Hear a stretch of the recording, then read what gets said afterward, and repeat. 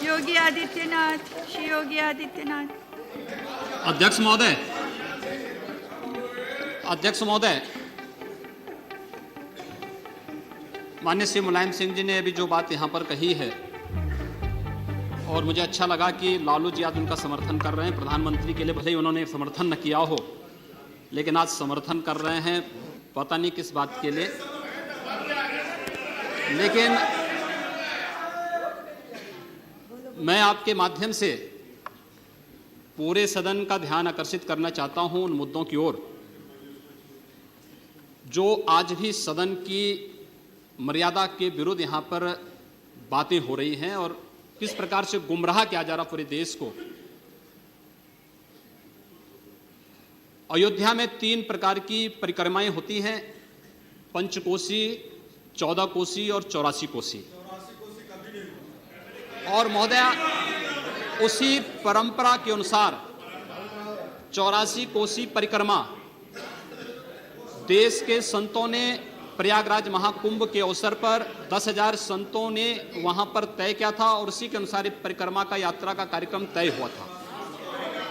महोदया, मैं स्पष्ट कर देना चाहता हूं कि अयोध्या में श्री राम जन्मभूमि, जिस पर माननीय उच्चतम न्यायालय ने इलाहाबाद उच्च न्यायालय की खंडपीठ के निर्णय के बाद स्थगन आदेश दिया है, उससे 25-30 किलोमीटर दूर बस्ती जनपद के मखोड़ा नामक स्थान से, जहां पर महाराज दशरथ ने पुत्रेष्टि यज्ञ किया था, उस स्थान से इस परिक्रमा यात्रा को प्रारंभ होना था और विशुद्ध धार्मिक यात्रा थी। इसमें किसी राजनीतिक दल का कोई हस्तक्षेप नहीं था। बिल्कुल 200-250 संतों को इस यात्रा में चलना था और 13 सितंबर तक ये 20 दिन की यात्रा है। लेकिन जिस प्रकार से धार्मिक स्वतंत्रता के मौलिक अधिकार पर उत्तर प्रदेश सरकार ने प्रहार किया है, महोदय, पहली बार ये देखने को मिला है कि लगभग 2000 से अधिक संतों को गिरफ्तार किया गया है और पूरी तरह अपमानित किया गया है।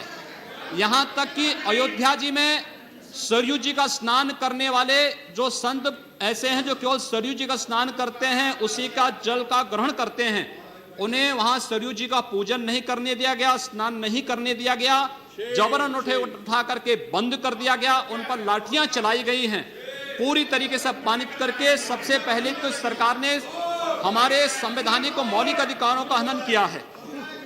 दूसरा, जहां तक स्थगन आदेश की बात है, मैं याद दिलाना चाहूंगा, इस देश के अंदर सेकुलरिज्म के नाम पर राजनीति करने वाले उन सभी दलों को 1994 में कांग्रेस नेतृत्व की ही सरकार ने सुप्रीम कोर्ट में एक शपथ पत्र दिया था और यह कहा था कि अगर तय हो जाएगा कि अयोध्या में विवादित जो ढांचा था वह ढांचा किसी हिंदू मंदिर या स्मारक को तोड़ करके बनाया गया है तो हिंदू भावनाओं के अनुरूप कार्य होगा। आखिर यह साबित हो चुका है। अयोध्या में 30 सितंबर 2010 को इलाहाबाद उच्च न्यायालय की लखनऊ खंडपीठ की पूर्ण पीठ ने जो फैसला दिया है, उसमें तीनों जजेस ने एक स्वर से कहा है कि विवादित भूमि ही राम जन्मभूमि है और जब विवादित भूमि राम जन्मभूमि है तो फिर उसके लिए कानून बनाने की मांग इस देश का संत समाज कर रहा है, कोई पाप नहीं कर रहा है। हम अपने हक को मांग रहे हैं और हम यही मांग कर रहे हैं कि अयोध्या में राम जन्मभूमि पर भव्य मंदिर का निर्माण होना चाहिए, कानून इस सरकार को लाना चाहिए, क्योंकि सुप्रीम कोर्ट में शपथ पत्र कांग्रेस नेतृत्व की सरकार ने उस समय दाखिल किया था और उसी क्रम में हम मांग कर रहे हैं। और संतों को उनके हकों से वंचित किया जा रहा है, उनके धार्मिक यात्रा को प्रतिबंधित किया जा रहा है, उन्हें अपमानित किया जा रहा है। और किस समाजवाद की बात मुलायम सिंह जी कर रहे हैं, किस संविधान की बात कर रहे हैं? ये समाजवाद है। स्वयं राष्ट्रीय अध्यक्ष हैं, इनके 2 भाई महासचिव हैं, इनका पुत्र प्रदेश अध्यक्ष है। कौन से समाजवाद की बात करते हैं? परिवारवाद की बात करते हैं। बेवकूफ बना रहे देश को, ये केवल देश को बेवकूफ बनाने का कार्य कर रहे हैं और बेवकूफ बना करके समाजवाद के नाम पर समाज को बेवकूफ बना करके सेकुलरिज्म की ध्वजियां उड़ा रहे हैं। 30 दंगे उत्तर प्रदेश के अंदर हो चुके हैं महोदय, 1 वर्ष में 30 बड़े-बड़े दंगे। हर दंगे में हिंदू प्रताड़ित हुआ है, हिंदू जेल में बंद हुआ है और यह सरकार परंपरा की बात करती है। किस परंपरा की बात इस सरकार कर रही है? कि आतंकवादियों के खिलाफ दायर मुकदमों को वापस लेना कौन सी परंपरा का हिस्सा है? यह सरकार उत्तर प्रदेश के अंदर जिस प्रकार से सरकारी जमीनों को कब्रिस्तान के नाम पर आवंटित कर रहा है, कौन सी परंपरा का हिस्सा है?